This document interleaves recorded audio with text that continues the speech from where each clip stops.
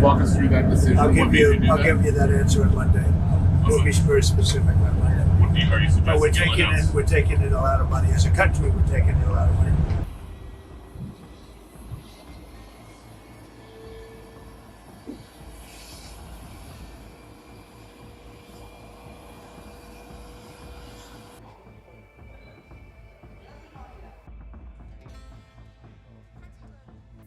US President Donald Trump took to social media on Sunday to clarify his stance on recent tariff changes and reaffirm his commitment to fair trade practices, insisting that no country would be off the hook for unfair trade balances or tariff barriers. The Trump administration had announced on Friday that certain electronics, including smartphones and laptops, would be exempted from reciprocal tariffs. However, Porras sought to clear up the confusion, stating in a post on Truth Social that there had been no tariff exemption made. Instead, he emphasized that Chinese electronics would still face a 20% tariff related to fentanyl, but the products were simply being moved to a different tariff bucket. He wrote, "There was no tariff exception announced on Friday. These products are subject to the existing 20% fentanyl tariffs and they are just moving to a different tariff bucket. The fake news knows this but refuses to report it." He made clear that the administration was taking a closer look at semiconductors and the broader electronic supply chain as part of upcoming national security tariff investigations. The president also reiterated his long-standing message that the US must prioritize manufacturing domestically to reduce reliance on foreign nations, particularly China.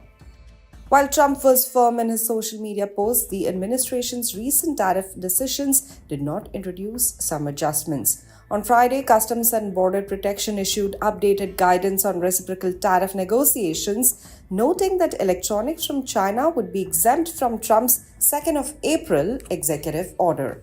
That order had declared a national emergency over non-reciprocal trade practices and imbalances in the global trading system, which had led to tariffs on China as high as 125%.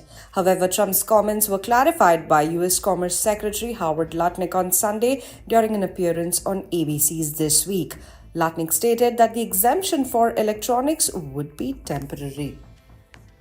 Remember, those products are going to be part of the semiconductor sectoral tariffs, which are coming. So you're going to see this week, there'll be a register in the Federal Registry, there'll be a notice put out. That is different types of work. So we're going to do that. We did that in autos.